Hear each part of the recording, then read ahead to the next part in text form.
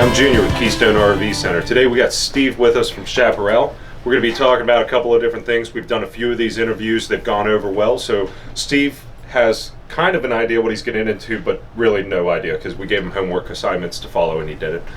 That's right. So Steve, tell us a little bit about yourself. Where'd you come from?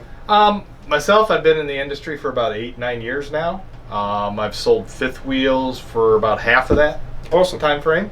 Been with the Chaparral rep in your neck of the woods for the last couple of years. I believe we're going on a little over 2 years now. Yeah. I've been with Chaparral. Great company, Coachmen, and I'm really looking forward to having another great year here with you. Awesome. So we've always done well with the Chaparrals, and there's a couple of things that we as salespeople like. We kind of narrowed them down a little bit for a list. First thing that we're going to talk about is Azdel. Now, Steve brought me some sweet tea, I thought at first, and that's not what this actually was. So, Steve, talk to me a little bit about what we're looking at there. So what this is a piece of Luan put into just basically water, and over time you can see that the Luan, I mean, you may not be able to see on the video, but you get a lot of mold, mildew, and then the dyes in the Luan are bleeding through, all right? At the same time, a piece of Azdel was put in the same type of jar in water, and it's been sitting, you know, these have both been sitting here for 6 months, a year, something like that when we did it, I believe. Probably. Yeah. And nothing happens with the Azdel. In fact, if we pulled the Azdel out of the water, you would be able to just wipe it off and it would be bone dry, and because the Azdel will never absorb any of the moisture through the composite material. All right. So the big advantage to using Azdel, the biggest advantage I see is the no moisture or humidity will never affect the Azdel, where it will affect a Luan-backed wall, fiberglass wall. Some other big advantages to Azdel is the fact that it is formaldehyde free. It will never rot, mildew, mold. It's 50% stronger than Luan. Okay. And it's 50% lighter. Get my Monster Rehab, who still has yet to sponsor us. Right. So we're saving on the weight. We're saving on one of the big factors that we're getting rid of a perfectly good 3-year-old fifth wheel, which is the water, the moisture, and everything else. Now, still, you got to do your maintenance. If you guys haven't checked out our maintenance videos on keeping up with your seals, check that out. Right. But if we get laxed on it, it's not as catastrophic as the damage as if we have the Luan base. Right, because one of the biggest issues in the industry on a laminated wall is water intrusion into that wall. Yeah. All right. With using the Azdel, even if, what I always tell people is, it doesn't have to be a leak. It can be natural humidity works its way into that wall. Yep. Well, because this will never absorb that humidity, you will not get any delamination problem with an Azdel-backed wall that Coachmen uses throughout. Obviously on Chaparrals, but we use it on some other laminated products. Yeah, there's a lot of products on our lot that does carry that, but the Chaparral is the one that we are really focusing on today. But if you are looking at another Coachmen, check with us, and we'll make sure to get you the correct information, whether it's an Azdel wall or not. Jumping off that real quick, one of the things we were talking about in the unit today during training, because we have a rep that shows up here at least once a month usually to do training on a unit even when it's 4 degrees outside. But it was a little cold today. He was still happy to be. He was saying he had planned this. He looked in the Farmer's Almanac and knew how cold it was going to be. So he scheduled a trip away from Indiana. Now, he didn't bring his wife with him. That was a conversation we had as well. So Steve Holland's wife, that's one of the things you'll need to know there. But no, we were talking about multiple fridge options. You're one of the few that it's not a cookie cutter. This is what you're going to get. You really get to customize it as an RV owner. You've got 4 different setups, so let's talk about that real quick. In my mid-profile fifth wheels, I have 4 fridge options. So the standard fridge that a customer can get is an RV gas electric 8 cubic foot fridge. All right. If they need a little more space, but they don't need a real big fridge, we have a 10 cube 12-volt fridge, so it runs off the battery in the unit. And we've got no LP then, so if it's an LP thing that we were focused on, that's a great option there. Right. And then the next size up is I have a 4-door, 12 cubic foot RV gas electric traditional fridge, all perfect stainless. for the guy that does dry camping on a regular basis. Right, if you're going to be out in the field somewhere, or NASCAR at a NASCAR racetrack. Yeah. it's a really good option for a fridge. And then the fourth option, which is our most popular option, is a 14.7 residential fridge that runs off of 110. So I always get the question, well, 110, what do I do when I'm going down the road? Well, what we do at Chaparral is we put a 1,000-watt inverter in the unit. That inverter is dedicated for that outlet of that fridge, so that it will run off the battery in the unit.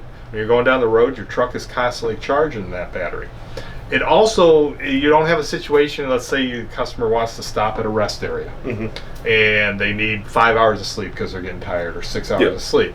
That doesn't mean all the food in your fridge is going to spoil, because it will continue to run off that battery even though the battery's not getting charged, and you'll have plenty of time that it'll run, probably, depending on weather, but more than 24 hours without being charged. And in Keystone RV Center, if we're selling a unit that has a residential refrigerator, it's leaving the lot with 2 Interstate Marine grade batteries. That's a true statement as of today in January 2019.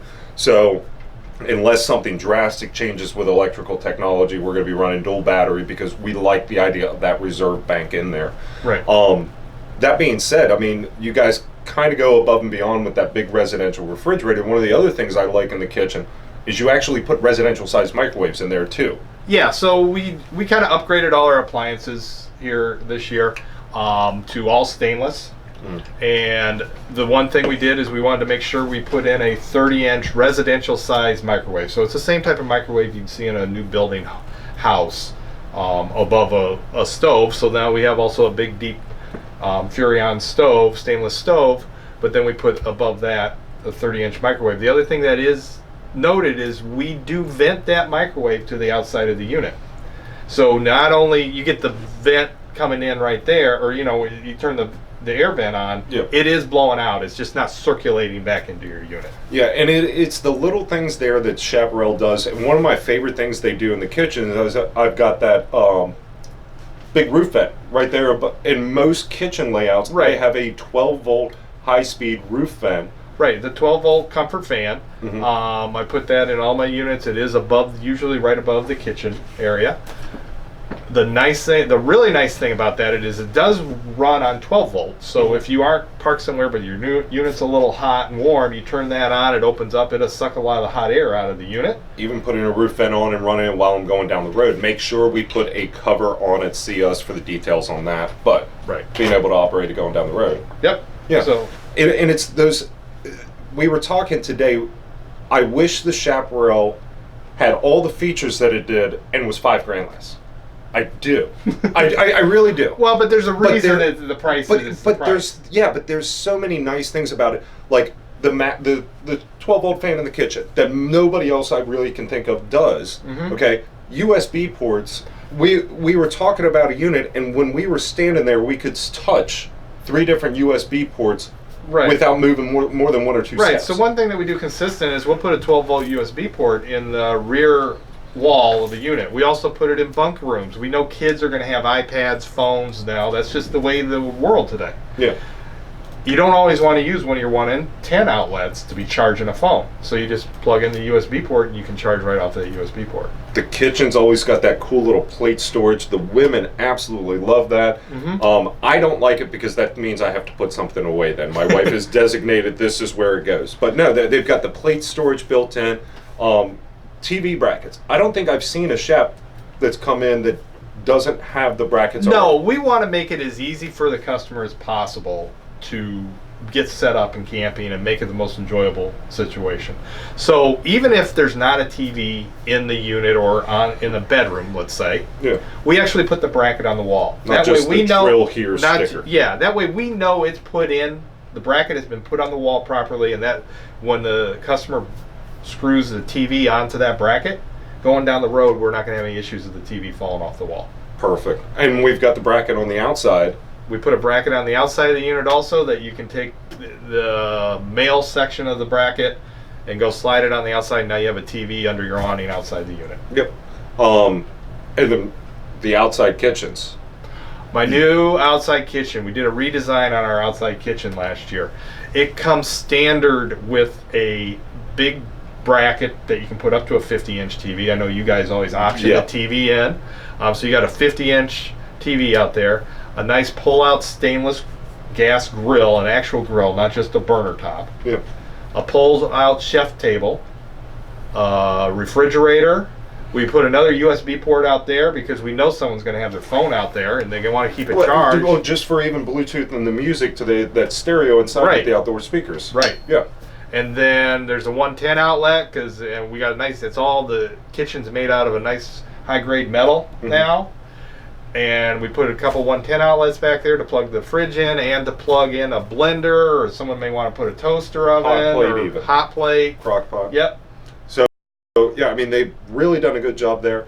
Couple other things that you guys have not got away from it, even though I've seen everybody else do it, is your front cap. And what's different from everybody else with the industry? The big thing about we do a full molded cap, but we've left it as a white color at this point. All right, we do that for less sun absorption, especially in the summer. Especially the highest point of the unit. Yeah, the highest point in the unit, so you're not transferring that heat into your bedroom. That's number one. Number two, we do what's called champering the frame back, but in essence what you need to know is we got it angled in a very aggressive aerodynamic front cap that allows you to do a 90-degree turn on a 6-foot bed, and you don't have to have the added expense of doing a slider hitch. Great little feature there. Not a lot of guys are still doing that. A lot of them are going to sidewinders and things like that. You guys are still building it into the cap, so there's no additional moving parts to let me down. Right, exactly. Which is awesome. So if you've got a 6-foot bed truck, even if you don't have a 6-foot bed, having that additional angle is great. But then, can you guarantee me the next truck you're going to buy is going to be not a 6-foot bed truck? No, they're hard to find anymore. Yeah, right. The other thing I really want to talk about, and we skipped over a little bit, was your ACs. Your 50 amp prep from the get-go. Yeah. Okay. So every Chaparral, no matter what size, comes standard 50 amp, wired and braced for a second AC. But not only do we, if we put the AC in, or if the dealer has to install the AC, we have it set up that you can have a bedroom AC that is ducted through the whole unit. Meaning that no matter which AC you're running, you can run air to the ducts throughout the whole unit. Yeah. Now, at Keystone, we typically bring it in with both ACs.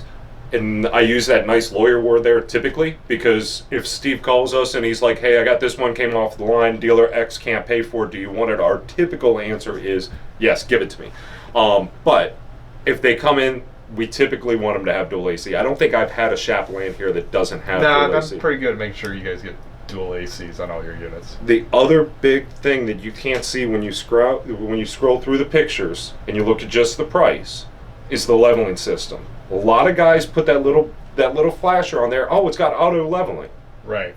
Yeah, well, what kind? Well, there's a few other brands in the industry that only do 4-point auto level.